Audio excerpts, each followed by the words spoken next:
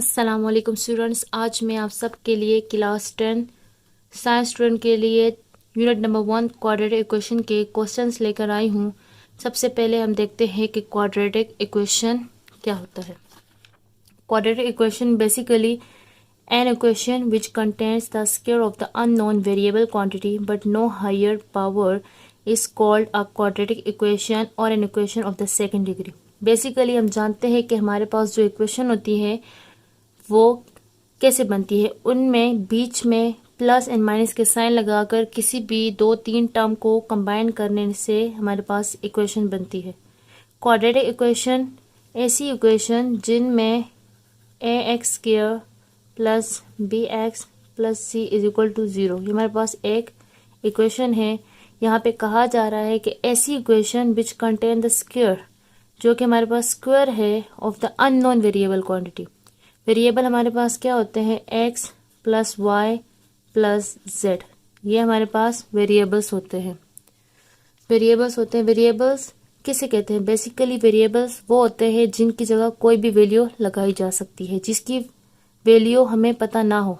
यहाँ पे कहा जा रहा है अननोन यानी उसकी वैल्यू हमें पता नहीं होती। जैसे कि मैं लिखती हूँ 2x plus 1 is equal to 0 और हमें दिया गया है x इज इक्वल टू 1, तो यहाँ पे x की वैल्यू मैं 1 पुट करूंगी प्लस 1।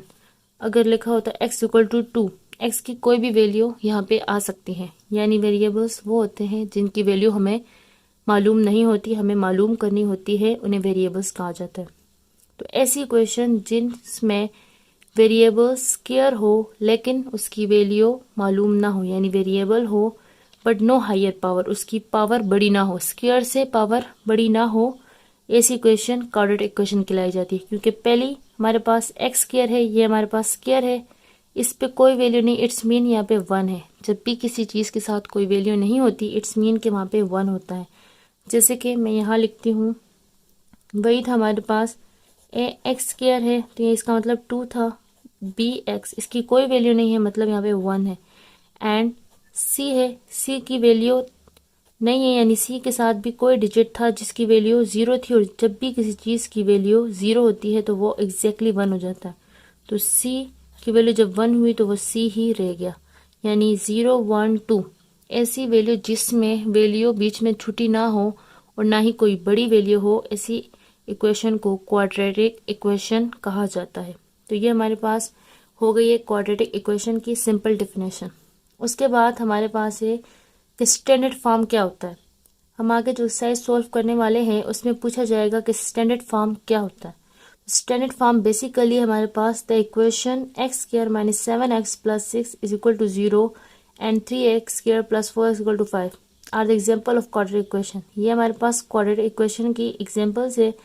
इसमें जो ये x square minus 7x plus 6 is equal to 0 था, यह स्टैंडर्ड फॉर्म था क्योंकि इसमें तीनों वैल्यू है, एक्स स्क्वायर है, x1 है एंड x0, तीनों की वैल्यू मौजूद है। तो ये हमारे पास स्टैंडर्ड फॉर्म है। लेकिन ये इसमें 2 वैल्यू है, तीसरी वैल्यू मिसिंग है, इट्स मीन कि ये स्टैंडर्ड फॉर्म हमारे पास नहीं है। ऐसी वैल्यू जिसमें तीनों मौजूद हो, 1 2 3, वो हमारे पास स्टैंडर्ड फॉर्म होता है। उसके बाद हम देखते हैं प्योर क्वाड्रेटिक इक्वेशन कौन सी होती है। हमारे पास अगर b 0 के इक्वल हो जाए, यानी जो मिडल वाली वैल्यू होती है ये b होती है, अगर हम इसको इक्वल रखते हैं, हमारे पास क्या है 3x square plus 4x minus 6 is equal to 0। तो मैं इसको इक्वल रखती हूँ तो ax square plus bx minus c is equal to 0। तो ये हमारे पास a हो गया, 4b और 6 जो है वो हमारे पास c है। अगर हमारे पास b 0 हो, यानी 4 की जगह यहाँ पे मेरे पास 0 हो जाए 0, तो हमारे पास जो वैल्यू बनेगी वो हमारे पास प्योर क्वाड्रेटिक इक्वेशन होगी। अब मैं जैसे लिखती हूँ 3x square plus 0x minus 6 is equal to 0। जो चीज़ भी 0 होगी, जो चीज़ 0 से मल्टीप्लाई हो जाती है वो 1 हो जाती है, और वो 0 तो वो कैंसिल हो जाती है। तो मेरे पास क्या रह जाएगा 3x square minus 6 equal to 0। ये वाली जो फॉर्म बनेगी ये हमारे पास होगी प्योर क्वाड्रेटिक इक्वेशन, ऐसी इक्वेशन जिसमें बी वैल्यू 0 हो जाए, वो हमारे पास प्योर क्वाड्रेटिक इक्वेशन होती है। मैं दोबारा रिपीट कर रही हूँ, क्वाड्रेटिक इक्वेशन ऐसी इक्वेशन जिसमें स्क्वायर ऑफ अननोन वेरिएबल हो, यानी पहले का जो स्क्वायर हो वैल्यू हमें नहीं पता होती है कि वहां पे क्या लगेगा, वहां पे 1 भी लग सकता है, 2 भी, 3 भी, 4 भी, व्हाटएवर। ऐसी वैल्यू जिसमें कोई भी इक्वेशन जिसमें हमें वैल्यू पता ना हो लेकिन पहली स्क्वायर हो, बाकी 1 0 ऐसी तरतीब से हो और हायर पावर ना हो, उसे क्वाड्रेटिक इक्वेशन कहते हैं। सेटल फॉर्म जिसमें तीनों वैल्यू मौजूद हो, ए भी हो, बी भी हो और सी, यानी ए बी हमारे पास कोफिशिएंट्स होते हैं, एक्स वाई जेड मैंने जैसे बताया ये वेरिएबल्स है, और जो सी होगा वो हमारे पास कांस्टेंट, यानी कोफिशिएंट्स और कांस्टेंट तीनों मौजूद हो, वो हमारे पास स्टैंडर्ड फॉर्म होगा। प्योर क्वाड्रेटिक इक्वेशन क्या होती है, जिसमें बी की वैल्यू 0 हो जाए और ए और सी की वैल्यू बच जाए, उसे प्योर क्वाड्रेटिक इक्वेशन कहा जाता है। अब हम चलते हैं एक्सरसाइज की तरफ। सबसे पहले एक्सरसाइज का फर्स्ट क्वेश्चन है, right the following quadratic equation in the standard form. यहाँ पे आ गया है स्टैंडर्ड फॉर्म। स्टैंडर्ड फॉर्म मैंने अभी बताया कि स्टैंडर्ड फॉर्म जिसमें तीनों वैल्यू मौजूद हो, x square plus B x plus C is equal to 0, that's called quadratic equation and standard form. और प्योर क्वाड्रेटिक इक्वेशन को भी निकालना है, यानी पॉइंट आउट करना है। प्योर क्वाड्रेटिक इक्वेशन हमारे पास जिसमें बी की वैल्यू 0 हो, यानी A x square plus C is equal to 0 हो, उसे प्योर क्वाड्रेटिक इक्वेशन कहा जाता है। सबसे पहले हम पहला सवाल हल करते हैं। हमारे पास सवाल है x plus 7 x minus 3 is equal to -7। ये सवाल सिंपल हल होगा। सबसे पहले हमने इन दोनों टर्म्स को आपस में मल्टीप्लाई करना है। x को पहले इससे, फिर 3 से, फिर 7 को x से, फिर 3 से। सबसे पहले मैं इनको अलग अलग लिख देती हूँ ताकि आप लोग को आसानी हो मल्टीप्लाई करने में। x multiply x minus 3 plus 7 multiply x minus 3 is equal to -7। Okay, उसके बाद मैं मल्टीप्लाई करती हूँ x x square x 3 -3x, यहाँ पे प्लस है तो plus 7x plus 7x plus minus is equal to -7 3 21 is equal to -7। X square ऐसे ही लिख देंगे, ये प्लस माइनस है तो ये आप इसमें माइनस हो जाएंगे। 7 में से 3 गए तो हमारे पास 4x आ जाएगा। बड़े के साथ जो साइन होता है हम वही लगाते हैं हमेशा, तो हमारे पास आ जाएगा plus 4x, -21 as it is आ जाएगा, यहाँ पे -7। अगले स्टेप में हमने 4x -21 ऐसे लिख के -7 को यहाँ पे शिफ्ट कर देंगे। जब भी कोई भी टर्म जो एक साइड से दूसरी साइड पे आती है, वो अगर माइनस में हो तो वो प्लस में हो जाती है, तो ये -7 जो है वो प्लस में हो जाएगा, +7 इज इक्वल टू 0।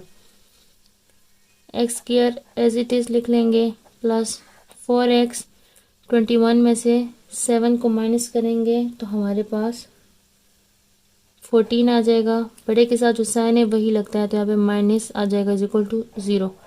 ये मैंने जैसे आप लोग को पहले कहा था कि हमारे पास जो स्टैंडर्ड फॉर्म होता है, हमारे पास स्टैंडर्ड फॉर्म क्या होता है, हमारे पास जो होता है स्टैंडर्ड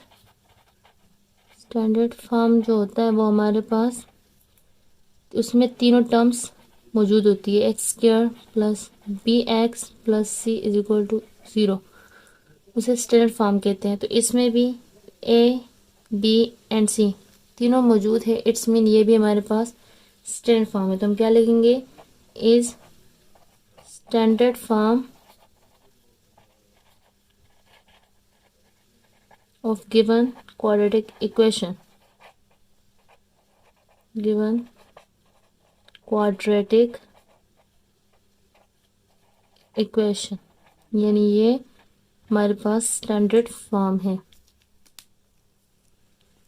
सेकंड सवाल हमारे पास है x square plus 4 divided by 3 minus x by 7 is equal to 1। यह सवाल हमारे पास दो तरीकों से सॉल्व हो सकता है, एक एलसीएम और एक मल्टीप्लाई। मैं इस सवाल में मल्टीप्लिकेशन यूज़ करूँगी।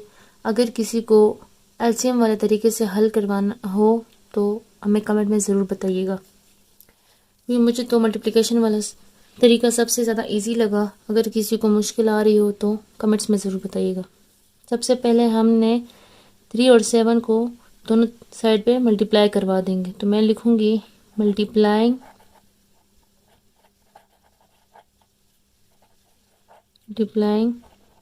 3 and 7 on both side 3 7 multiply x square plus 4 divided by 3 minus x by 7 multiply 3 7 is equal to 1 multiply 3 7 multiply करती हूँ। 3 से कैंसिल हो जाएगा, यहाँ पे 7 से कैंसिल हो जाएगा। क्या रह जाएगा 7 multiply x square plus 4 minus x multiply 3 is equal to, यहाँ पे मैं मल्टीप्लाई कर देती हूँ। 1 3 ज़ा 3 मल्टीप्लाई 7 मैं मल्टीप्लाई करती हूँ तो 7x ज़ा 7x स्क्वायर प्लस 7 4 ज़ा 28 माइनस 3x 3 7 ज़ा 21। नेक्स्ट स्टेप में मैं 21 को इस साइड पे ले आऊँगी।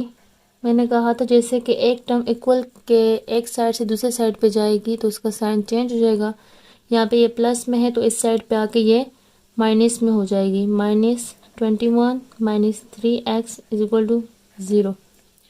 7x किया, 28 में से 21 गए तो हमारे पास रह जाएंगे plus 7 minus 3x is equal to 0। मैं इसको तरतीब देती हूँ तो 7x square minus 3x plus 7 is equal to 0। अब अगर हम इसको तरतीब देते हैं तो इससे भी हमें पता चलता है कि इसमें तीनों टर्म्स ए बी एंड सी मौजूद है। इट्स मीन कि ये भी हमारे पास स्टैंडर्ड फॉर्म है। तो यहाँ पे मैं लिख देती हूँ इज स्टैंडर्ड फॉर्म। स्टैंडर्ड